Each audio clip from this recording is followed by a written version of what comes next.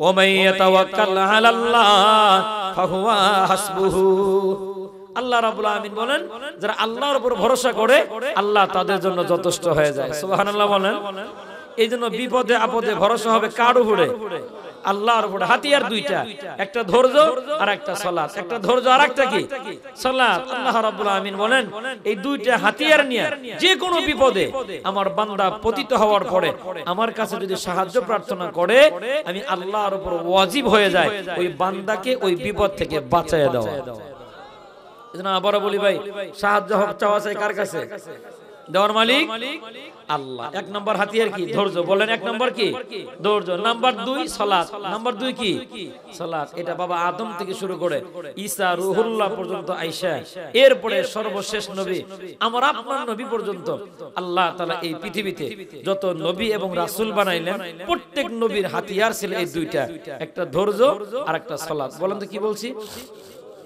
ধৈর্য আর সালাত। এই দুইটা হাতিয়ার নিয়ে নবীরা যখন যেখানে বিপদে পড়ছেন এই দুইটা হাতিয়ার নিয়ে সাহায্য চাইছেন, বাঁচায় দিয়েছেন কে? আল্লাহ। আল্লাহর একজন পয়গম্বর, এগুলো ইতিহাস স্বাধীনতার পর সবাই জানেন, আমি শুধু মনে করাই দিই। আল্লাহর একজন পয়গম্বর সাইয়েদনা হযরত ইউনূস আলাইহিস সালাম মাছের পেটে, তাফসীরে কিতাবে আসছে 4টা অন্ধকার। কয়টা ভাই? কষ্ট হইতেছে কি আপনাদের?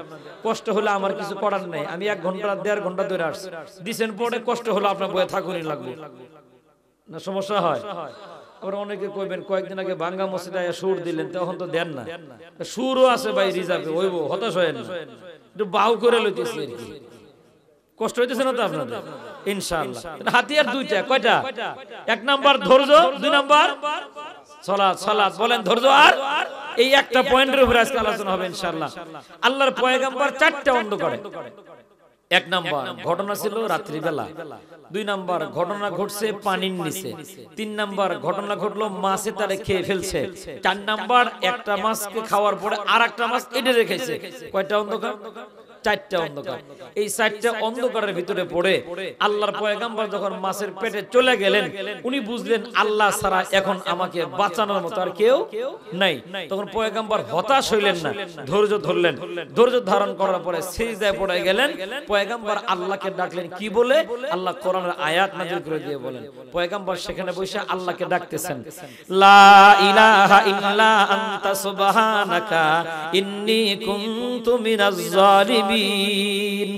পয়গম্বর ডাকলেন কারে? লা ইলাহা ইল্লা আনতা, আল্লাহ তুমি ছাড়া আর কোনো মাবুদ নাই। কারে ডাকছেন? আল্লাহ। শুরুতেই। কখন? শুরুতেই। আর আমরাও আল্লাহকে ডাকি কখন?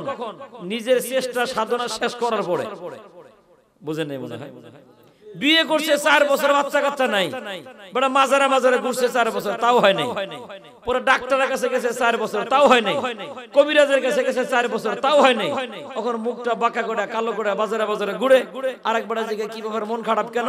ও বহুত দিন বাচ্চা কাচ্চা হয় না। মাজারে লাগাইছি 4 বছর, ডাক্তারে গেছে 4 বছর, কবিরাজ খাইছে 4 বছর, ওহন কি? ওহন কিছু ট্রিটমেন্ট নাই। এখন আল্লাহ বলে কয় বছর পরে? 3-4 12 বছর পরে কি ভরসা? আল্লাহ বলে। কিরকম হয়েছে জানেন? একবারটা রুটি শুকা দিস, কাকে রুটি নিয়ে গেছে, ও কাকের পিছে পিছে দৌড়, 3 গ্রাম দৌড়াইছে। কয়টা? 3 গ্রাম ধরতে পারে নাই। 4 নাম্বার গ্রামে গিয়া যখন সামনে নদী, বেটা সাঁতারও জানে না, কাকে তো রুটি নিয়ে ওই পারে চলে গেছে, বেটা সাঁতারও জানে না, দৌড়তেও পারে না। ওকে যা সদকা দিলাম। কিরকম বুঝলেন? কয় গ্রাম দৌড়ে? 3 গ্রাম দৌড়ে। 4 নম্বরে গিয়ে ধরতে না পারে কি দেয়?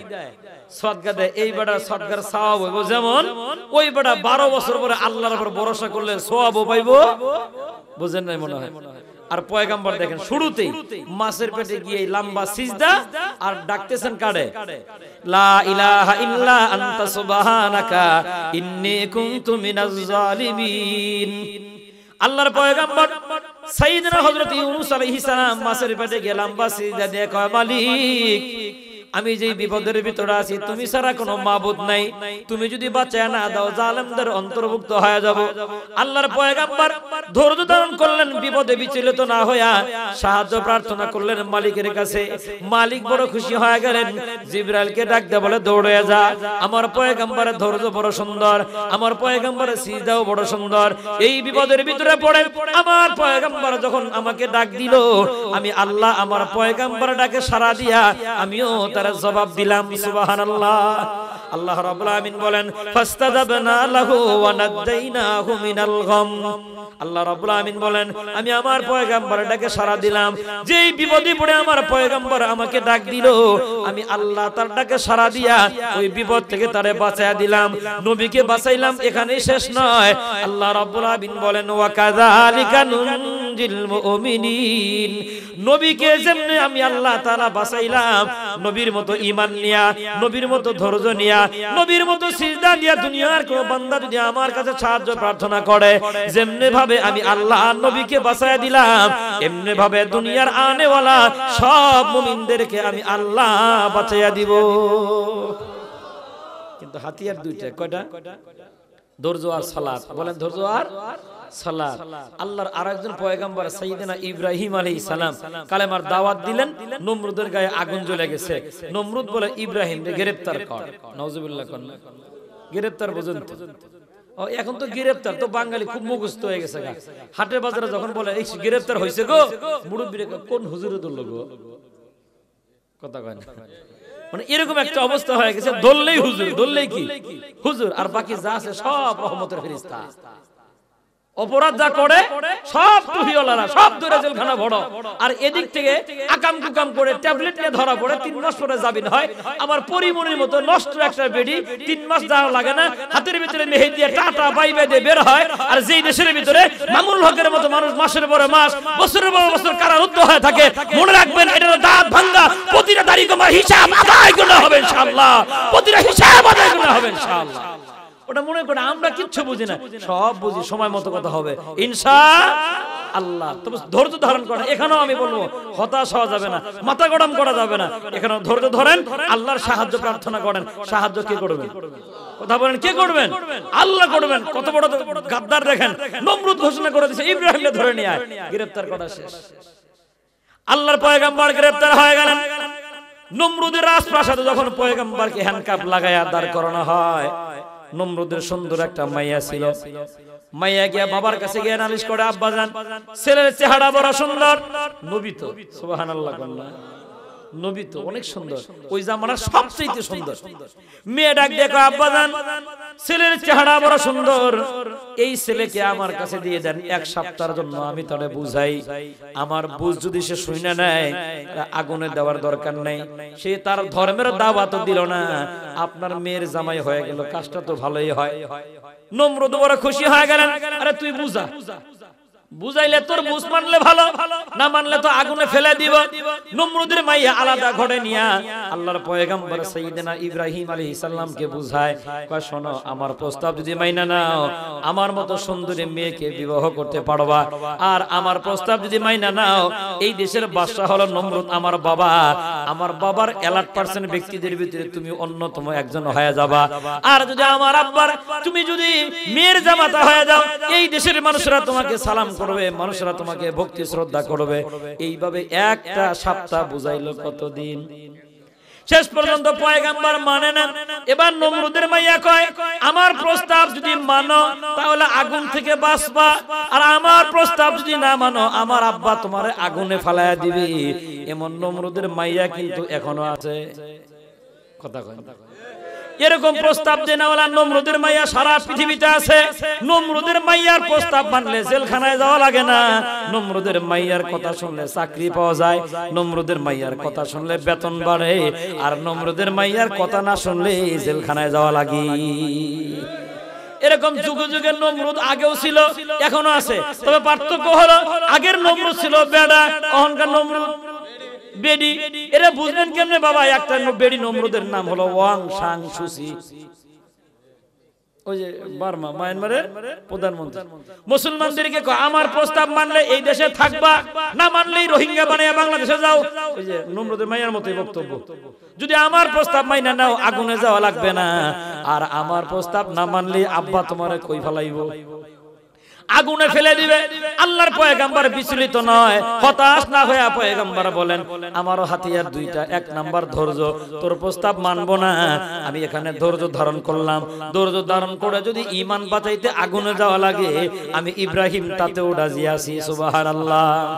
পয়গম্বর লম্বা সিজদায় পড়ে গেলেন আর আল্লাহকে ডাকতে বলে মালিক নমরুদের মায়া আমাকে প্রস্তাব দেয়, ওদের প্রস্তাব মানলে ঈমান থাকবে না, লাগবে না ওদের প্রস্তাব মানা, নমরুদের টাকাও দরকার নাই, ওর চাকরিও দরকার নাই, ও যা খুশি তা করো, আমি চাই তুমি মালিকের ভালোবাসা। সুবহানাল্লাহ। পয়গম্বর ধৈর্য ধরলেন, সিজদাও লাগায় দিলেন। আল্লাহ রাব্বুল আমিন জিবরাইলকে ডাকতে বলে পয়গম্বরকে সান্ত্বনা দিয়ে দাও, ওরা আমার পয়গম্বরকে আগুনে ফেলে দিবে, বাকিটা বুঝবো আমি আল্লাহ। নমরুদের মাইয়ার প্রস্তাব পয়গম্বর মানলেন না, সাথে সাথে পয়গম্বরকে আগুনে ছেড়ে দেওয়া হলো। আগুন আইন মানে কার? শুধু আগুন নয়, সারা পৃথিবীতে মাখলুক যারা সবাই আইন মানে কার? বুঝবেন কেমন? আল্লাহ রাব্বুল আমিন বলেন আফা গায়রা দীনিল্লাহি ইয়াবগুনা ওয়ালাহু আসলামা মান ফিস সামাওয়াতি ওয়াল আরদি তাওআউ ওয়া কারহা। আল্লাহ রাব্বুল আমিন বলে গোলাম তোমরা কি আমি আল্লাহর দেওয়া জীবন বিধান ছাড়া অন্য জায়গার ভিতরে শান্তি খোঁজো?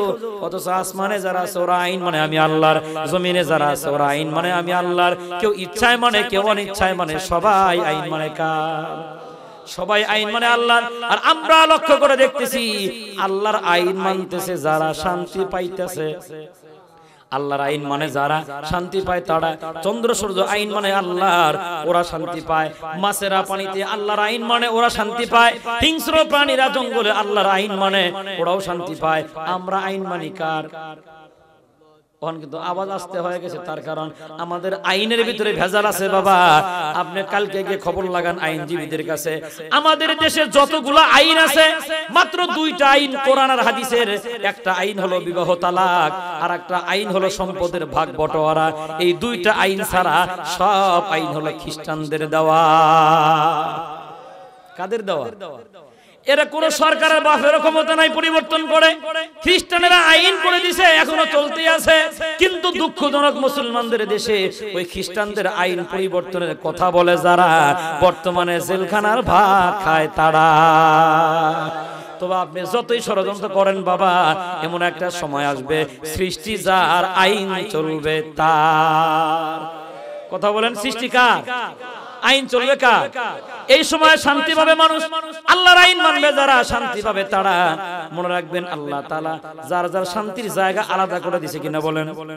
মাছে এক জায়গায় শান্তি পাবে, মানুষেরা এক জায়গায় শান্তি পাবে, পশু ছাগলেরা আলাদা জায়গায় শান্তি পাবে। কথা বলেন। বুঝবেন কেমনে? ছেলে বিবাহ করাইছে, শ্বশুর বাড়িতে যৌতুক আনছে গরু আর বাছুর, যেটাকে আমাদের উত্তরবঙ্গে গাই বাছুর বলে। বুঝতেছেন কি? আনার পরে ৫-৭টা দিন দুধ দহন করে বাজারে বাজারে বিক্রি করে। রহিমগঞ্জ, ফুলপুর, তারাকান্দা এদিকে সব বাজারে বিক্রি করে। হঠাৎ করে মায়ে ফোন করে ছেলেরে কয় বাবা তাড়াতাড়ি আয়, বাছুরে দুধ খায় না। ছেলে বড় টেনশনে পড়ে গেল, বাছুর যদি দুধ না খায় ওরানের দুধ শুকায় গেলে বাজারে তো আর দুধ বিক্রি করা যাবে না। আবার স্বামীরে ফোন দেখে তুমি কোথায়? আমি পরানগঞ্জ বাজারে। তাড়াতাড়ি আসো, আয় দেখো তোমার বাছুরে দুধ খায় না। এরা বাপ বেটা দৌড়ে আসছে, কি সমস্যা? যায় দেখ বাছুরে দুধ খায় না। আম্মা বাতি জ্বালাও। যেই মাত্র বাতি জ্বালাইছে, বাতি জ্বালায় দেখে এই বেডি বারে বারে বাছুর নিয়ে বলদের তলে দেয়। বুঝছেন কিছু? হ্যাঁ, বলদের যা আছে সোসার জিনিস বাইরে বুঝলে সারাদিন। অন ছেলে ডাক দেখা, মা তুমি বোঝো নাই, বাছুরের শান্তি তো বলদের তলে না, কার তলে? কথা কয় গাভীর তলে। এই যে দাঁড়াও আমি তোমাকে দেখাচ্ছি। ছেলে বাছুর নিয়ে গাভীর তলে ছেড়ে দেয়, বাছুর এমনি আর লড়ে না। মায়ের ডাক দেবে, জাতারে দিলাম বলদের তলে খায় না, গাভীর তলে দিলাম এমনি খায়া থাকে, এমনি দাঁড়ায় থাকে। কারণটা কি? এইবার ছেলে ডাক দিয়ে কয়, মা যার শান্তি আল্লাহ যেখানে রাখছেন তাকে সেখানে যাইতে হয়, যেই পদ্ধতিতে রাখছেন ওই পদ্ধতি মানতে হয়। মানবে যখন শান্তি পাবে তখন। আমাদেরকেও জাতা দিয়ে দৌড়ে কয় এই যে আইন করছে এটা মানো, আমরা কই মানলাম, আবার কয় এটা মানো। স্বাধীনতার পর থেকে শুধু মানতে আসি, মাগার শান্তি না থাকার পিছনে কারণ কি বাবা? এতগুলো আইন মানলাম, কারণ কি? কোরআন হাদিসের বাতি জ্বালায় দেখি এটা বলদ, এটা কি না গাই না, এটা কি? এজন্য বাবা হাজারো আইন হলে জীবনেও কোনোদিন শান্তির আশা করা যায় না। সৃষ্টি যার আইন চলবে তার, এটা চলবে যখন পৃথিবীর মানুষ শান্তি পাবে তখন। আর আল্লাহর এই আইন মানা বাদ দিয়া গাদ্দারি করবে যারা, উলামায়ে কেরামের সাথে নাফরমানি করবে যারা, আর হুজুর এই আইনের কথা কেন বলে? এদের ব্যাপারে আল্লাহ রাব্বুল আলামিন বলেন, ইন্নাল্লাযীনা কাযযাবু বিআয়াতিনা ওয়াস্তাকবারু আনহা লা তুফাত্তাহু লাহুম আবওয়াবুস সামা ওয়া লা ইয়াদখুলুনাল জান্নাতা হাত্তা ইয়ালিজাল জামালু ফি সাম্মিল খিয়াত। আল্লাহ রাব্বুল আলামিন বলেন, এই দুনিয়ার জমিনে আমার আইন থেকে যারা মুখ ফিরিয়ে নিবে, আমার আয়াত থেকে যারা পৃষ্ঠ প্রদর্শন করে যারা চলে যাবে, আল্লাহ রাব্বুল আলামিন বলেন এই মানুষগুলা যখন মরে যাবে, এদের রূহ নিয়া ফেরেশতারা যখন আকাশের দিকে রওনা হয়, আল্লাহ রাব্বুল আলামিন বলেন তার রূহ নেওয়ার জন্য আসমানের একটা দরজাও খোলা হয় না। ওয়ালা ইয়াদখুলুনাল জান্নাহ, এই মানুষগুলা জান্নাতে যাইতে পারবে না হাত্তা ইয়ালিজাল জামালু ফি সাম্মিল খিয়াত।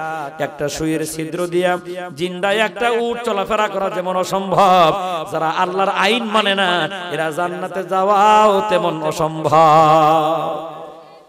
নাউজুবিল্লাহ বলেন। এখন কইবেন যে হুজুর শুধু আল্লাহর আইনটা মানি না, নামাজ পড়ি, রোজা রাখি, হজ করি, যাকাত দেই, দাড়ি টুপি জুব্বা পাগড়ি সব ঠিক, তাহলে এরপরও কি আমি বললে আমার লাশ নেওয়ার জন্য রূহ নেওয়ার জন্য আসমানের দরজা খোলা হবে না? তাহলে আমার সওয়াব গেল কই? নামাজের সওয়াব, হজের সওয়াব, যাকাতের সওয়াব, দাড়ি টুপি জুব্বা পাগড়ি লাঠি মিসাকি সব কই গেল? আমারে জিগেন না, কোরআনরে জিগান, কোরআন জবাব দিবে। লাইসাল বিররা আন তুওয়াল্লু বুজুহাকুম কিবালাল মাশরিকি ওয়াল মাগরিব ওয়ালাকিন্নাল বিররা মান আমানা বিল্লাহ। এ বান্দা মনে করছো কয়টা সিজদা লাগাইছো, পূর্বার পশ্চিমে কয় রাকাত নামাজ পড়লা, মনে করলা অনেক সওয়াবের মালিক হয়ে গেছো। আরে বান্দা এর নাম পূর্ণতা নয়। ওয়ালাকিন্নাল বিররা মান আমানা বিল্লাহ, পূর্ণতা হলো আল্লাহর প্রতি তোমার কি পরিমাণ ঈমান আছে। সুবহানাল্লাহ। ঈমান মানে কি? এখানে আল্লাহর আইন কি পরিমাণ মানো, এইটা হলো আসল কথা। তোমার লেবাসে কি আছে এটা দেখার দরকার নেই। অনেক সময় দেখবেন লেবাস ঠিক আছে, আবার আকামও করে, আছে না নাই? গায়ের ভিতরে জুব্বাও আছে, কোদাল ঘাড়ে নিলে পরে কার বাতর সোজা করে কোনটা কাটে, দেখবেন পাশাপাশি দুজন এমন কাটা কাটে বাবা, ওই বাতর দিয়ে যখন ছাগল হাইটা যায়, ছাগলে ডাক দেখো আল্লাহ মনে হয় পুলসিরাত পার হইতেছে। মানে ছাগল হাইটে যাওয়ার বাউ নাই, এমন বাতর আমার দেশে আছে না নাই? কি কাটা কাটছে রে বাবা। দেখবেন গায়ে দিছে জুব্বা, দুধে পানি মিশায়, গায়ে দিছে জুব্বা, খাদ্যে ভেজাল দেয়, গায়ে দিছে জুব্বা, ছেলে বিয়ে করে যৌতুক খাইছে। মনে করে রাখবেন এটা যদিও গায়ে দিছে জুব্বা, ওর শয়তানটা হলো শয়তানের বড় আব্বা, ওর অন্তরটা শয়তানের বড় আব্বা। ও সব জায়গার ভিতরে আছে, লেবাসও ঠিক আছে। এজন্য হতাশ হওয়া যাবে না। মালিক ডাক দেয়া বলে বান্দা তোরে বড় দয়া করে বানাইছি, পদ্ধতি আমি আল্লাহ দিয়ে দিলাম দুইটা হাতিয়ার। এক নাম্বার হলো তোমার ধৈর্য, দুই নাম্বার হলো তোমার সালাত। দুইটা পদ্ধতি বান্দা তুমি আগাও, বিপদ যেখানে আমি আল্লাহর সাহায্য পাইবা সেখানে। আরো একটা হাদিস থেকে তার প্রমাণ পাওয়া যায়। আল্লাহর পয়গম্বর সাইয়েদনা হযরত ইউসুফ আলাইহিস সালাতু ওয়াস সালাম, চেহারা সুন্দর, ইতিহাস কিচ্ছা কাহিনী সবাই জানছেন বাবা। আল্লাহর পয়গম্বরকে আজিজে মিশরের স্ত্রী বাজার থেকে ক্রয় করে আইনা নিজে লালন পালন করলেন, বড় করার পরে প্রেমে পড়ে গেছে জুলাইখা। পয়গম্বরের প্রেমে পড়ার পরে পয়গম্বর তো পাত্তা দেয় না, শেষ পর্যন্ত 7টা তালার উপরে পয়গম্বরকে উঠায় নিল। জুলাইখা 7 তালার উপরে পয়গম্বরকে উঠায়া 7টা দরজা তালা লাগায়া আল্লাহর পয়গম্বর প্রস্তাব দেয়। আল্লাহর পয়গম্বরকে প্রস্তাব দেয়, বলে ইউসুফ আমি তোমাকে যে প্রস্তাব দেই যদি মাইনা নাও তোমার জন্য ভালো, আমার জন্য ভালো। পয়গম্বর ইউসুফ আলাইহিস সালাম বলেন আমাকে এই প্রস্তাব দেওয়ার পরে জুলাইখা তার গায়ে থেকে ওড়না খুইলা তার ঘরে রাখা মূর্তির মুখ দেখতেছে। আল্লাহর পয়গম্বর জিজ্ঞাসা করলেন জুলাইখা তোমার গায়ের ওড়না খুইলা কেন মূর্তির মুখ ঢাকো? জুলাইখা ডাক দেখো এটা আমার খোদা, এটা আমার মাবুদ, এখন তোমার সাথে অনৈতিক কাজে লিপ্ত হব, খোদার মুখ ঢাইকা দিলাম, আমার খোদাই যেন না দেখি। শুনতেছেন? এবার পয়গম্বরে কয় আসলে ঢাকিলে তুমি তোমার মাবুদের মুখ, এমনও কি আছে আসলে ঢাকিবে আমার আল্লাহ তাআলার মুখ। আরে জুলাইখা তুমি তোমার দুনিয়ার কাপড় দিয়া আসল দিয়া তোমার খোদার মুখটা ঢাইকা দিলা, আমি তো আমার আল্লাহর মুখ ঢাকার মতো কোনো কাপড় পাই না, আমি যেদিকে তাকাই ওই দিকে আমার আল্লাহ দেখা যায়। তোমার এই প্রস্তাবে আমি রাজি না। জুলাইখা আবার প্রস্তাব দিয়া বলেন, আরে ইউসুফ শোনো, শেষবারের মতো তোমারে বলি, আমার প্রস্তাব যদি মাইনা নাও তাহলে তুমি ভালো কথা পাইছা যাবা, আর আমার প্রস্তাব যদি না মানো লা আজআলান্নাকা ইলাল মাসজুনিন, আমি তোমাকে জেলখানায় পাঠাবো। ইতিহাস কিন্তু অনেক আগে থেকে শুরু হয়ে গেছে। জুলাইখা কি কয়, আমার প্রস্তাব মানো, না মানলে কই পাঠাইবো? বাবাইতে জায়গা একটা পাইছে, কই পাঠাইবো? খালি কয় কই পাঠাইবো? জুলাইখা কয় আমার প্রস্তাব মাইনা নাও, তাহলে জগতে শান্তি পাবা, আর আমি জুলাইখার প্রস্তাব যদি না মানো লা আজআলান্নাকা ইলাল মাসজুনিন, আমি তোমাকে জেলখানায় পাঠিয়ে দিব।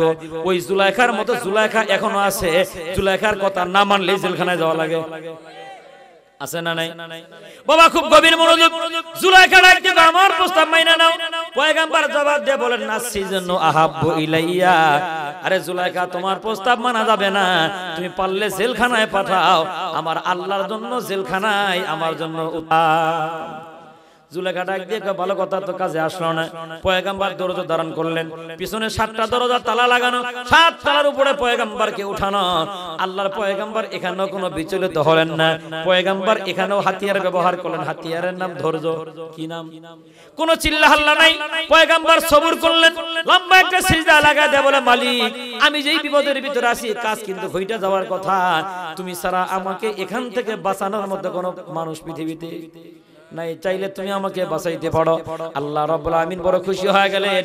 জিবরাইলকে ডাক দিয়ে বলে, জিবরাইল আমার পয়গম্বরের কানে কানে বলো, আমার পয়গম্বর জুলাইখার সামনে থেকে আমার উপরে ভরসা করে সামনে শুধু দৌড় দিবি, আর জুলাইখার 7টা তালার 7টা দরজা আমি আল্লাহর কুদরত খুলে দিবি। পয়গম্বর ধৈর্য ধারণ করে সামনের দিকে দৌড় দিলেন। ভরসা কার উপরে? আর রব্বে কারীমের ওয়াদা হলো, ওয়া মাইয়া তাওয়াক্কাল আলাল্লাহ ফাহুয়া হাসবুহু, আল্লাহর উপর ভরসা করে যারা আল্লাহর সাহায্য পায় তারা। আল্লাহর পয়গম্বর আল্লাহর উপর ভরসা করে সামনের দিকে শুধু দৌড় দিলেন। সামনের দরজা দেখা যায় না, শুধু একটা একটা করে এমনি খুলে যায়। সুবহানাল্লাহ লাগবে। শেষ পর্যন্ত পয়গম্বরকে পরবর্তী সময় জিজ্ঞাসা করা হলো, ওগো আল্লাহর পয়গম্বর আপনি সেই দিন বাঁচলেন কেমনে? কাজ কিন্তু ঘটে যাওয়ার কথা, দরজা তালা লাগানো 7টা, ভিতরে আবার 7 তালার উপরে। আল্লাহর পয়গম্বর জবাব দিয়ে কয়, ওমা উবাররিউ নাফসি ইন্নান নাফসা লাআম্মারাতুন বিসু। এ দুনিয়ার মানুষ শোনো, আমি আমার নফসকে নির্দোষ মনে করি না, তবে জুলাইখার সবল থেকে কেমনে বাঁচলাম দেখো, এটা আমার বেড়াগিরি না। আমি ধৈর্য ধারণ করলাম, বিপদের ভিতরে আল্লাহর সাহায্য চাইলাম, আমি শুধু সামনের দিকে দৌড় দিছি। ইল্লা মা রহিমা রব্বি, আমি বেঁচে গেলাম, এটা ছিল আমার রবের দয়া। আল্লাহ রাব্বুল আমিন সান্ত্বনা দিয়ে বলে, ইউসুফ এটা শুধু আমার দয়া না, तमाम পৃথিবীর ভিতরে তোমার মতো ঈমান নিয়া ধৈর্য ধারণ করে কোন বান্দা যদি আমার কাছে সাহায্য প্রার্থনা করে, আল্লাহ রাব্বুল আমিন বলেন, আমি আল্লাহ রাব্বুল আমিন অতীত জামানার নবীদেরকে যেমনে বাঁচাইলাম, আনেওয়ালা সব উম্মতদেরকে আমি আল্লাহ এমনিই বাঁচাইতে থাকবো। তবে বাজান হতাশ হওয়া যাবে না। হাতিয়ার 2টা, 1 নাম্বার ধৈর্য, 2 নাম্বার হলো সালাত। কয়টা হাতিয়ার? ধৈর্য আর সালাত। যাদেরটা সুন্দর হয় তাদেরকে বদলা কে দিবেন? আরো একটা হাদিস থেকে আমি আপনাকে শোনাই, কষ্ট দিছি কি? আল্লাহ নবী বিশ্ব নবী সরওয়ার দু আলমের আদরের দুলালি ফাতেমা রাদিয়াল্লাহু তাআলা আনহা, আল্লাহ নবী বিবাহ দিলেন হযরত আলী রাদিয়াল্লাহু তাআলা আনহুর সাথে। স্ত্রী যে ঈমানদার, স্বামীও ঈমানদার, মা আর বাবা সুন্দর হওয়ার কারণে আল্লাহ তাআলা তাদের ঘরে জান্নাতে 2 জন নওজোয়ান দিয়ে দিলেন। একটার নাম হাসান আর একটার নাম হুসাইন। জান্নাতে একটা ফ্যামিলি। 3 দিন ধরে বাড়িতে খাবার নাই। কয় দিন? 3 দিন ধরে বাড়িতে খাবার নাই। আল্লাহর পয়গম্বরের মেয়ে ফাতেমা রাদিয়াল্লাহু তাআলা আনহা কোনো হতাশাও নাই, কারণ ভরসা কার উপরে? 3 দিন ধরে বাড়িতে খাবার নাই। হযরত আলী রাদিয়াল্লাহু তাআলা ডাক দিয়ে বলে, ওগো ফাতেমা 3 দিন ধরে আমাদের বাড়িতে খাবার নাই, একটু আসো না, আমরা একটু পরামর্শ করি ফ্যামিলিটা কেমনে চালানো যায়। বুঝে থাকলে বাবা বলবেন, আমরা আপনার বিবি সাহেবের যেই চরিত্র, 3 দিন ধরে যদি বাড়িতে খাবার না থাকে আমরা আপনার সাথে কথা বলাই বন্ধ করে দেয়। কয় ফকিরের ঘরের ফকির, গোলামের ঘরের গোলাম। বাবা কার বাড়িতে বিয়ে দিছে, বাচ্চাউল চাউল কেনারও মুরাদ নাই। কয় কি কয় না? কারণ এদের আল্লাহর উপর কোনো ভরসা নাই। এরা দুনিয়ার ভিতরে শুধু ক্রেডিট খুঁজে বেড়ায়। আগে যখন স্বামীর টাকা ছিল, স্বামীর মহব্বত আর ভালোবাসা নিয়ে কয়েকটা দিন সংসার করছে বাবা, 2টা পোলাপানের মা হয়ে গেছে। যখন স্বামীর সংসারে অভাব অনটন চলে আসছে, 2টা বাচ্চা থুইয়া আরেকটা লগে বাইকে গেছে। এরকম মা হয়তো আপনাদের এদিকে নাই, আছে দেখবেন চেহারা সুরত মায়ের মতোই, কিন্তু এটা মা না, এটা শয়তানের গোডাউন, এটা শয়তানের গোডাউন। আল্লাহর উপরে ভরসা নাই, স্বামীর মহব্বত নাই, সন্তানের মহব্বত নাই, স্বামীর সংসারের মহব্বত নাই। ও আগে যেই বেড়ার লাগে বাদাম খাইছে, খালি ওই বেড়ার লাগে তার বেশি বাপ। আছে না নাই? আছে। এইজন্য একটু আগে আমি একটা বয়ান করে আসছি, ওখানেও বলছি, যুবক তোমাদেরকেও বলি। কারণ কি, এই যে প্রেম প্রীতি ভালোবাসা এটা কিন্তু খারাপ না। কথা কয় মুরব্বী, এর একটা কথা হইলো, আরে প্রেম ছাড়া মানুষ থাকে নাকি? প্রেম প্রীতি ভালোবাসা 100% ভালো জিনিস। যুবক বেড়া তোরা কথা কইছ, আমি তো করে দলের লোক, কিন্তু প্রেম প্রীতি ভালোবাসা কি, এটা খুব ভালো জিনিস। যারা এই কাম করো নাই, আল্লাহর হস্তে এই ফর্ম ফিল আপ করো না। এই জগৎ খুব খারাপ, ঢুকলে বাইরন যায় না। কথা কয় ঢুকলে বাইরন যায় না। আর যারা কইরা করছো, যারা প্রেম প্রীতি ভালোবাসা, কিয়ামত এলো গেল বেটা এটা ছাড়িস নাই। যুবক আরো আগে কি লেগে হুজুর আইলো না, শেখা তো খাইছি। হ্যাঁ আরে বাবা, যে শেখা খায় হেই বোঝে শেখার কি জ্বালা। বিয়ে করছে, এটারও 3 বাচ্চা, হেডেরও 3 বাচ্চা। যখন ফোন করে, হাই রে বুঝলি না, আমিও তো কই তুমি বুঝলা না, আয় যাই গে, এরও 3টা হেরও 3টা। এমন ইতিহাস আমার দেশে আছে না নাই? এই জন্য মুরব্বী বাবাজিরা, আপনারা আমার উপর রাগ করেন না যে কি লিগে রংপুরে আনছে বেড়া, প্রেম শিখাই দিয়েছে বাচ্চারে। প্রেম শিখাইলাম না, আপনারা বাঁচাইয়া দিলাম। আপনার ছেলে যারা প্রেম করছে, যেই মেয়ে লোকে প্রেম করছে, ছেলেরে শিখাইবেন এর কার লোকে প্রেম করছে, ও যার লোকে করছে, পেট নিয়ে হলে ওটা আনিয়ে দিব, ও নিয়ে খা। যদি আপনি না এনে দেন, বুঝে বুঝে দেখবেন বেরিয়ে যদি অন্য জায়গায় বিয়ে দিয়ে দেয়, আপনার পোলা ভাত খাওয়া বন্ধ করে দেয়। মাই জিজ্ঞে, বাবা তোর মন খারাপ কে? মন খারাপ কে? এটা করে ওয়াশ করে বোঝান লাগবে। বোঝো না কি লেগে মন খারাপ? একটু ভাত খা, রুচি নাই। রুটি দেই, রুচি নাই। খিচুড়ি পাকাই, রুচি নাই। তাহলে আব্বা কি খাইবা? ওরা ডিম খাবো, বিষ এনে দে, বিষ খাবো। এখন কি খাইবো? আগে শেখা খাইছে, এখন কি খাইবো? বিষ খাইবো। এজন্য আপনার ছেলে যাতে বিষ না খায়, এই পদ্ধতি আমি শিখিয়ে দিলাম। যুবক আবারও বলি, বাবা যারা প্রেম করছস, কিয়ামত হয়ে গেল এই বেডি লয়ে থাক, যা আছে কপালে হইব সকালে। কথা কয় না? কারণ কি, তুই তো 2 দিন পরে বেডি লয়ে যাবি গিয়া। এজন্য বাচ্চারা এতিম করে কোনো দরকার নাই, তুই যাবি যখন আগে থেকে বেটা যাইডে লইয়া। আর তোর বাপ যদি না মানে নাম্বার আমার দিস, আমি রাজি করার দায়িত্ব নিলাম। মাগার আমরা দেশে এতিম দেখবার চাই না। কথা বলেন, কথা বলেন। যেহেতু সমস্যা এটা, হাজারো সমস্যা জড়িত, বাপ মায়া বোঝে না। ছেলে যেটা লাগে সম্পর্ক করছে বেডি, মায়েরা জিজ্ঞাসা করে, ওই পোলার লাগে তুই প্রেম করলি, পোলা তো আনফিট, ইংরেজি মারায়। মাইয়া যে 8 বছর বাদাম খাইছে, এবারে তুই ঠিক কইছিস, আমার সামনে আয় বেটা, তোর সুমা দিয়ে যায়। মানে ও বুঝছে যে হুজুর জায়গা মতো হাত দিছে। আল্লাহু আকবার, আলহামদুলিল্লাহ বলেন। চিন্তা করেন, মাইয়ার বাবা মাইয়া বিয়ে দিচ্ছে, আল্লাহর উপরে ভরসা নাই। মাইয়ারে বুঝায়, তুই যে ছেলের লগে সম্পর্ক করছিস, বেটার তো টাকা নাই, আর আমি যে ডেরে ধরছি টাকাওয়ালা পয়সাওয়ালা। মনে রাখবেন, সব সময় টাকার পয়সা দিয়ে গরম দেখে চলা যায় না। এখন কি করছে, মাইয়ারে বুলাইয়া বলে আরেকবার লোক রাজি করে ফেলাইছে।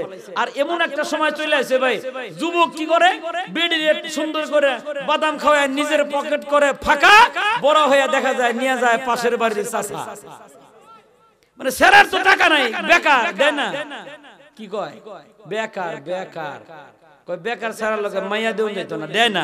দিছে কোন বেটার লগে, ওই যে আরেক বেটা লেখাপড়া করতে করতে ব্যবসা বাণিজ্য করতে আধা বুড়ো হয়ে গেছে, ইঞ্জিনের লোড টানে না, এটার লগে দিচ্ছে যুবতী মাইয়ারে বিয়া।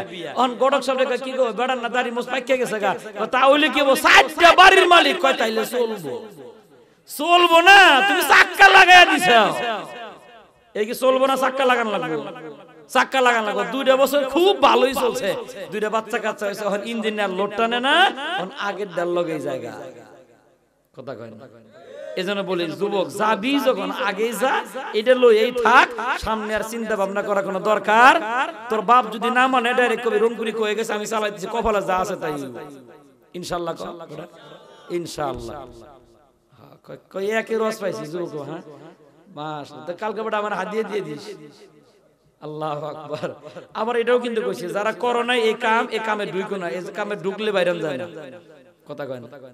এই কামে ঢুকলে বাইরেন যায় না। এই জগৎ এত খারাপ, খুব খারাপ এই জগৎ, এজন্য ঢোকার দরকার নাই। আর যারা ঢুকছো বাইরে কাম নাই, বাপ মা রাজি না হলে আমার ব্যবহার করিস বেটা, আমি রাজি আছি ইনশাআল্লাহ, আমি কই দেব ইনশাআল্লাহ। তবে ধৈর্য ধরতে হইব, ধৈর্য ধরে বাপেরে বুঝাইতে হবে যে আব্বা একটু বোঝার চেষ্টা করো, দুলাবারে দিয়ে বুঝাও, মুরব্বিরে দিয়ে বুঝাও, দেখবে এক সময় কাম হয়ে যাবে। এখানেও তুমি ধৈর্য ধরো, মিলাই দিবেন কে, মিলাই দিবেন কে?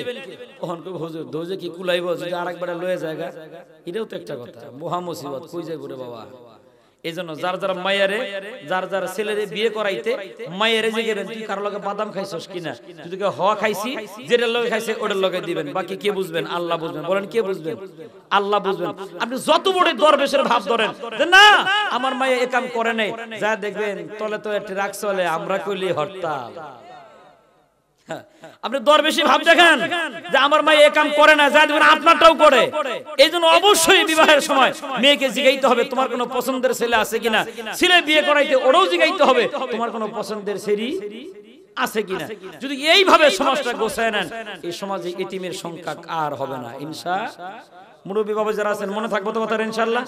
মেয়ে বিয়ে দিতে ওরাও জিগাইবেন, ছেলে বিয়ে করাইতে ওরাও অবশ্যই আপনি জিগাইবেন। এরপর আলহামদুলিল্লাহ আল্লাহর যা ফয়সালা তাই হয়ে যাবে। কথা বুঝাইতে পারলাম কি?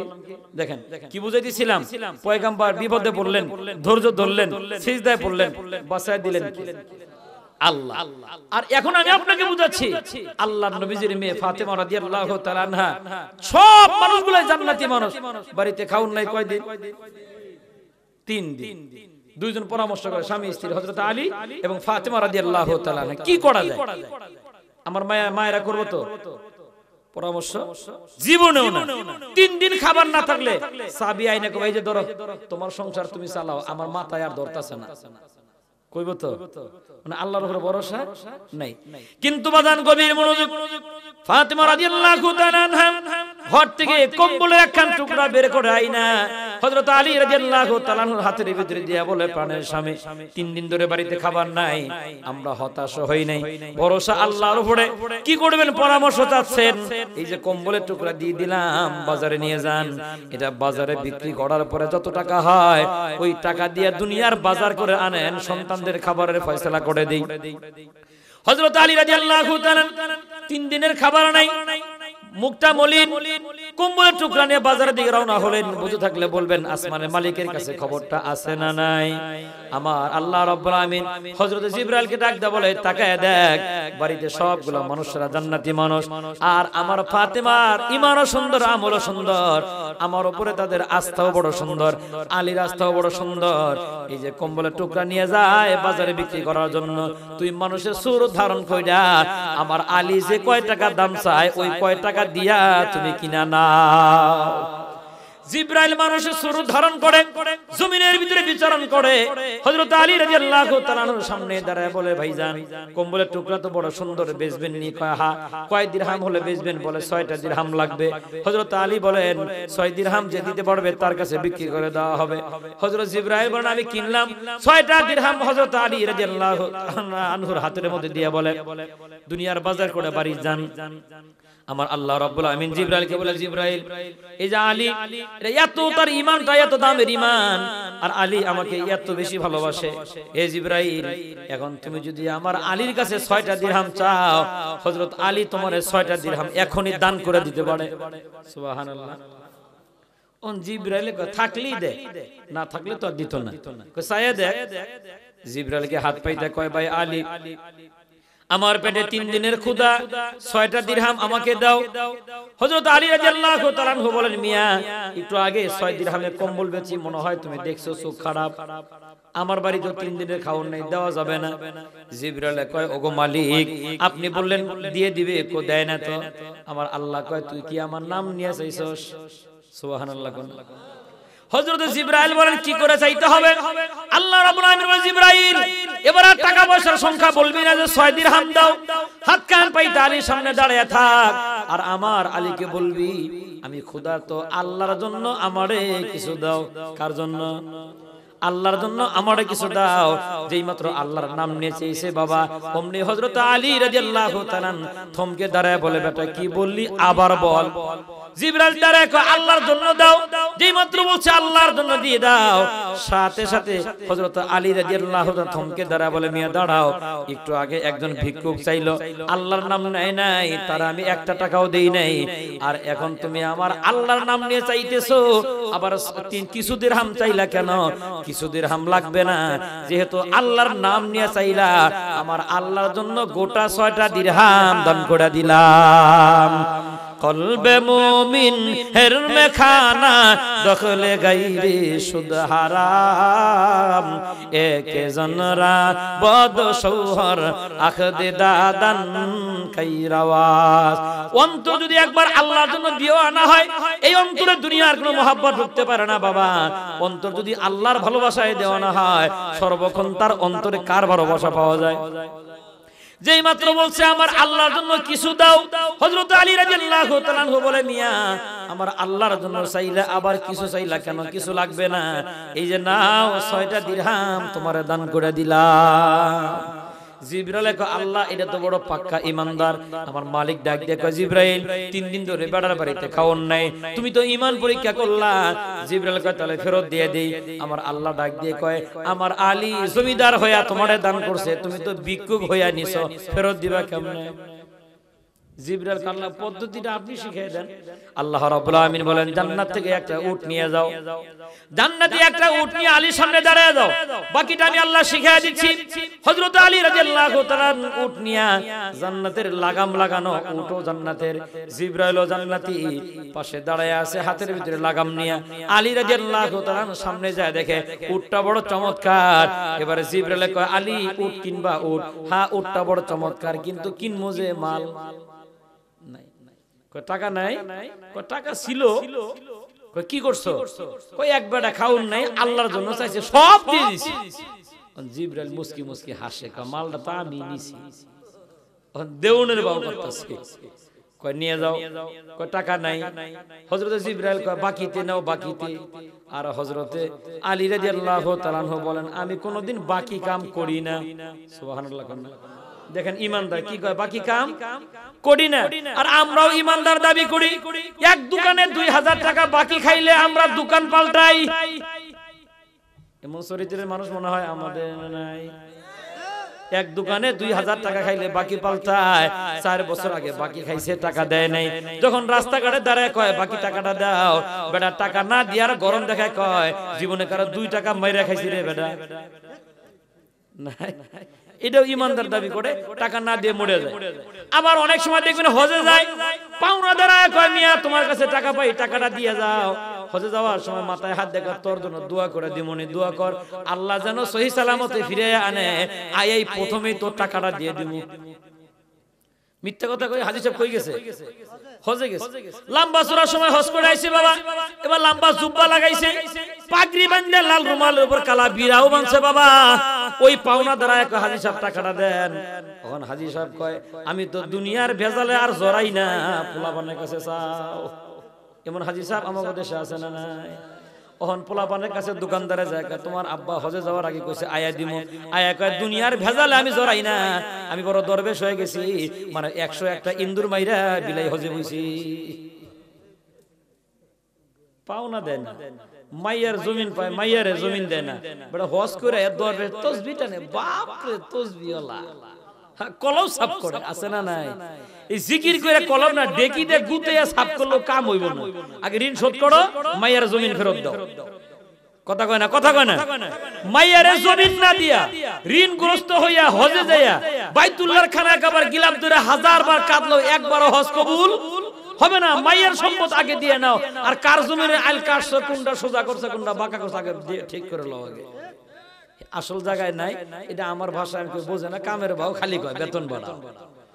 হজ নিয়ে আছে, জিকির নিয়ে আছে, বাপ রে জিকির ওলা মসজিদ ফাড়ায় ফেলায় জিকির করে, আবার কোদাল নিলে হুশ থাকে না, আছে না নাই? সাবধান, খুব সতর্ক। অন্তরের মালিককে আল্লাহ। হযরত আলী রাদিয়াল্লাহু তাআলা বলে এই অন্তরের ভিতরে রব্বে কারীমের মহব্বত, বেটা এসে চাইছে আমার আল্লাহর জন্য সব দিয়ে দিছি। জিবরাইল মুস্কি মুস্কি হাসে, বাকিতে তাহলে নিবা না? না আমি বাকি কাম করি না, নাহলে না খেয়ে মরে যাবো, মাগার বাকি কাম করতাম না। জিবরাইল কে আল্লাহ নেয় না তো, পদ্ধতি আমি শিখাই দিই, এইভাবে বল যে এটা নিয়ে যাও, টাকা হবে জবে দিবে তুমি, তবে টাকা না হলে আমার দাবি নাই। এখন কি নিতে সমস্যা আছে? হ্যাঁ, মনে করেন আপনাদের গোটা এলাকার যত জমিন আছে, আয়া আমারে কইছেন রংপুরি সাহেব সব জমিন আপনি নিয়ে যান, কি না টাকা হলে দিয়েন, না হলে দরকার নেই, দলিল পার হয়ে যাবে। কি বলেন, আমার কি নিতে সমস্যা আছে? হযরত আলী রাদিয়াল্লাহু তাআলা এই অপশনে রাজি হয়ে গেলেন, আচ্ছা দাও, টাকা হলে দেমনি, আর টাকা না হলে তার দেওয়ার দরকার নাই। পরে বলতেছে ভাই কত টাকা দেওয়া লাগবে বলো? যেই দিন আপনার হাতে টাকা আসবে আমাকে 100 দিরহাম দিবেন। কয় দিরহাম? 100 দিরহাম। এই 100 দিরহামে লম্বা চূড়া বাকিতে নিয়ে বাজার থেকে রওনা হতেছে। অপারেটর কই মাইকে যে পুন পুন করে দেখেন, শোনা নাই, আজীব তামাশা। মানে আমি মাইকের বদনাম জীবনও করতে চাই না, কেন জানেন? সকালে কর্তৃপক্ষ রংপুরি কইছে তোরা মাইক বানো না, তখন টাকা দিব কম, বেড়া দিব আমারে বর্দ। আমি খুব বিপদে পড়ে থাকি ভাই, কথা বলছেন, বেটা ঘুমাইতেছে, মাইক ফোন ফোন করতে, হ্যাঁ ঘুমাইতে লাগছে। আবার যাত্রা গানে গেলে হ্যাঁ সামনে বই বই ওয়াজ, কিন্তু জীবনে ওরাও কম শোনে না, কিন্তু নিয়াত খারাপ, এই জন্য আমল হয় না। কথা বলছেন, ওয়াজ ওরাও শোনে কিন্তু আমলের নিয়াতে নেই, এই কারণে সমস্যা আছে।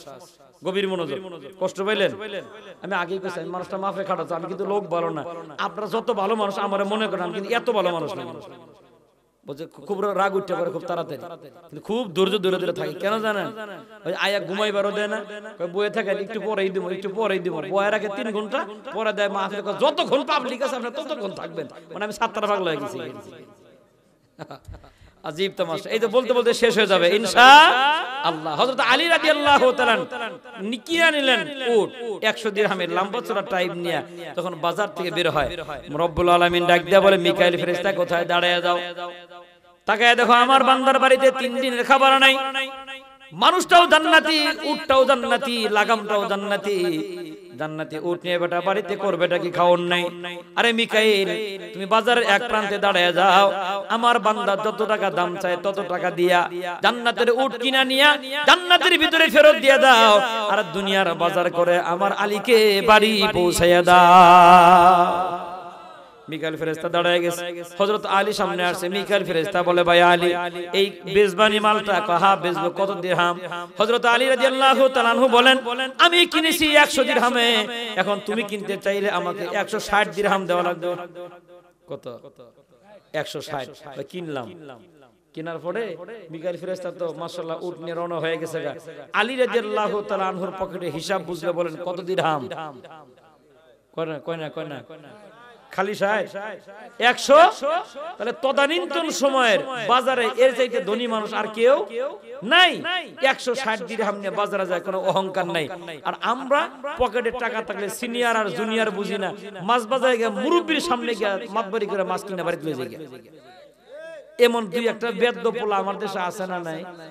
মনে রাখবো বাবা, টাকার গরম চিরদিন কারো পকেটে থাকে না। এমন এক সময় আছে টাকা থাকতে থাকতে ফকির হয়ে যায়, আছে না নাই? এজন্য সম্পদ পাইলে অহংকারী হওয়া যাবে না। সম্পদ পাইয়া বিনয়ী হয় যারা, আল্লাহ তাআলা তাদের সম্পদকে দীর্ঘস্থায়ী বানায় দেন। হযরত আলীর ভিতরে কোনো অহংকার নেই। আর বাজারে ঢুকতেই খুঁজতেছে ওই লোকটার কাছে যার কাছ থেকে বাকি টাকা ফেরত দিবে। আর আমরা তো বাকি নিবার পারলে আর দোকানের কাছে যাওয়ার দরকার নাই। আর আগের জামানার মুরব্বীরা বাকি খাইলে খাতার ভিতরে তো লেখা পাওয়া যেত। আর এখনকার যুবকরা যে বাকি খায়, কোনো খাতায় লেখার সিস্টেমই নেই। কেমনে? আঙ্গুর বেচতেছে 3 বেড়া, মুরব্বী মানুষ যাই কয়, চাচা আঙ্গুর টক না মিষ্টি? কয় খায় দেখো। 3 জায়গাতে 2 করে খেয়েছে। কয়টা খেলো? 6টা আঙ্গুর খালি কারো রুচি থাকে। শেষে কয়, চাচা অপেক্ষা করো, বাজার করে আইতেছি। মানে এইটা স্মার্ট বাটপার, এটা আঙ্গুর খাইতেছে মাগার, কিন্তু না ডিজিটাল বাটপার করলে আপনার কি এক ধাপ আগায় গেছে না? হন কি হইছে? স্মার্ট বাটপার হইছে। এইজন্য বাকি লেখার কোন সিস্টেম মনে রাখবা, হাসরের মাঠে প্রতিটা আঙ্গুর আর প্রতিটা বাদামের হিসাব আল্লাহর আদালতে দাঁড়ায় দিতে হবে। গরিব মানুষ বাদাম বেচে, তিন বন্ধু গল্প করে আর কয় বাদামের তো দাম বেশি, 10 টাকা দিয়ে খুব বেশি হলে 20 থেকে 25টা পাওয়া যায়, অতএব বেটা আসার লগে লগে তুই নিবি 2টা, আমি নিব 2টা, আর সবাই মিলে বলবো কিরে বেটা বাদাম করকরা বাজান আর ড্যাম হইছে, তুমি যে 6টা আগে মেরে দিলা এটার হিসাব আল্লাহর আদালতের দ্বারা দিতে হবে, পাওনাদার। আর আমরা তো নিবার পারলেই বাসি। আমি আবার এত কিছু জানি কেমনে জানেন, আমি নিজে একটা দোকানদারি করি, ওষুধের দোকান। এই যে ওয়াশ করা এটা আমার পেশা না, আমার পেশা ডাক্তারি করা আর গরু পালন, এই দুইটা হলো আমার পেশা। আর মাদ্রাসা পড়াই ওভারটাইম আর ইমামতি করি মাঝে মাঝে, এই হলো আমার জীবনী। আর শীতকাল আইলে আমার ঘুম ধরে না, পাবলিকে ছাড়ে না, বুঝছেন? এই একটা বেজারে পড়ে থাকে, এই রাত ঘুম কামাই করে এই কামগুলো শীতকালে করি, কিন্তু এটা আমার নেশা না, এটা আমার পেশাও না। ওই যে ডাক্তারি করার সুবাদে ডাক্তারের বয়স গেছে 7 বছর, 7-8 লাখ টাকা বাকি দিয়ে ফেলাইছি। কেমনে বাকি নেই জানেন? ওষুধ নিয়ে যায় ভাই টাকা, এই মিয়া এই যে ওয়াশ করে আইলেন কত টাকা কামাই, আমরা কি বাক চাইছি না? বড় 20টা টাকার ওষুধ দিতে নিছি, টাকা কি মাইরা খামো নাকি? এমনি নিতে নিতে 7 লাখ ফেলাইছে আমার ড্রাইভারের জিগে, 7 লাখ। পরে গত বছর হালখাতা দিয়েছে 1,40,000 উঠছে, বাকি সব পড়ে রয়েছে। আবার এই 1 বছরের ভিতরে আবার তার আবার বেশি দিয়েছে, এমনি চলতেছে। এখন হালখাতা সিডি দিবার যাই, পিছনে এক ছেলে হুন্ডার ভিতরে কয় হুজুর ওই যে লোকটা আপনারা দেখে প্রস্তাব করে বললো না, এই লোকটার কাছে টাকা পাওয়া যায়, ওর সিডি আছে বাইর করি। সিডি যে বাইর করবি ও যে বড় ব্যস্ত, মানে বাম হাতে বিড়ি টানতেছে, ডান হাতে মোবাইলে কথা কয়, প্রস্তাবও করে। আমি বললাম এত ব্যস্ত মানুষের তুই হালখাতার সিডি দিবি? এখন যদি আজরাইলেও যদি আসে আয়া কবে আল্লাহ ওরে মারবার, ও যত ব্যস্ত, এত ব্যস্ত মানুষ মারা ঠিক হইব না। অথচ প্রস্তাবও করে না, মোবাইলে কথাও কয় না, বিড়িটা খালি লাগাইছে, মানে খুব ব্যস্ত দেখাইলো যে হুজুর যাতে আমারে না ডাকে। এরকম লোক আমাদের দেশে আছে না? নাই। হ্যাঁ, মানে পাওনাদার দেখলে হ্যাঁ প্রস্তাবের বান করে। আর আলী রাদিয়াল্লাহু তাআলা পকেটে 160 দিরহাম নিয়ে ওই পাওনাদারে খুঁজতেছে, আর আমার আপনার মতো হলে ওই পাওনাদারের দেখা মাত্র প্রস্তাব করতে পারত নাকি বলেন? আর ওখান তো নতুন এক সিস্টেম আইছে, যখন দেখে ওই লোকটা আইতেছে আমার কাছে টাকা পায়, ওটা খুব ব্যস্ত, মানে ইরমিরম করতেছে, মানে খুব ব্যস্ত, কাছে ফোন দিব যে এমবিও নাই টাকাও নাই, মানে বাপ ধরে ঘুরায়, আছে না নাই? মানে পাওনাদারে ফাঁকি দেওয়ার বাবা। মুসলমান খুব গভীর মনোযোগ। হযরত আলী রাদিয়াল্লাহু তাআলা বাজারের ভিতরে ঢুকে পড়লেন, যাওয়া মাত্রই ওই লোকটারে দেখা যার কাছ থেকে 100 দিরহামে বাকিতে উট কিনছিলেন। সালাম দেওয়ার পরে বলে ভাইজান আপনি বড় ভালো মানুষ, এই যে আপনার 100 দিরহাম আপনি নিয়ে নেন। তবে মজার ব্যাপার হলো আপনার সাথে লম্বা চড়া টাইমে বাকিতে ব্যবসা করার বদৌলতে আপনার 100 দিরহাম ফেরত দেওয়ার পরও আমার পকেটে এখনো 60 দিরহাম বিদ্যমান। সুবহানাল্লাহ। আল্লাহ নবীজির মেয়ের জামাই হযরত আলী রাদিয়াল্লাহু তাআলা 60 দিরহাম নিয়ে বাজারে ঘুরতেছেন। বাজার বুঝে থাকলে বলবেন কম্বলের টুকরা বেচছিলেন কয় দিরহাম? মাত্র 6 দিরহাম। এখন পকেটে কয় দিরহাম? 60 দিরহাম। এই বাড়ায় দিলেন কি? আল্লাহর সাথে ব্যবসা করার কারণে আল্লাহ তাআলা তার রিজিকের মধ্যে বরকত দিয়ে দিলেন। কেননা আল্লাহ রাব্বুল আমিন আরেকটা আয়াতে কারিমার ভিতরে বলেন মান আমিলা সালিহাম মিন যাকারিন আও উনসা ওয়া হুয়া মুমিন ফালানুহিয়ান্নাহু হায়াতান তাইয়্যিবা। আল্লাহ রাব্বুল আমিন বলেন দুনিয়ার জমিনে কারো ঈমান যদি বড় সুন্দর হয়, বান্দার আমল যদি বড় সুন্দর হয়, ওই বান্দার রিজিক নিয়ে বড় টেনশন করা লাগবে না। ওই বান্দার রিজিক আসবে আসমানের মালিকের পক্ষ থেকে। আবার জানতে চাই হযরত আলীর বাড়িতে খাউন নাই কয়দিন? ধৈর্য না হতাশ? ধৈর্য। বলেন বলেন, ধৈর্য না হতাশ? ধৈর্য। সাহায্য চাইছেন কার কাছে? বাজারে কম্বলের টুকরা বেচছেন কয় দিরহাম? 6 দিরহাম। আল্লাহর সাথে ব্যবসা করে আল্লাহ বাড়ায় দিবেন কত? 1 এ 10। বলেন 1 এ 10। বাস, বাকি কথা পরে বলবো। তাহলে আল্লাহরে কেউ যদি 1 দেয়, আল্লাহ তারে কত দেয়? কথা বলেন 10 দেয়। হাদিসের উপর অগাধ ভালোবাসা যদি থাকে, 2 মিনিট টাইম নিলাম, এরপরে সুযোগ থাকলে বয়ান করব। একজন লোক উঠেন না, আমরা অনেক দূর থেকে কষ্ট করে আসি, যখন আপনারা আমাকে রেখে উঠে যান গা তখন খুব খারাপ লাগে। উঠেন না, 2টা মিনিট টাইম নিলাম, গড়ি ধরেন 2 মিনিট পর হয় দোয়া হবে না বয়ান হবে, দুইটা যে কোনো একটা। উঠেন না ভাই, 2টা মিনিট। আবারও জানতে চাই আল্লাহরে 1 দিলে আল্লাহ কত দেয়? 10। এজন্য ভাগ্যবান মানুষের তালিকা করবো আজকে মাত্র 5 জন।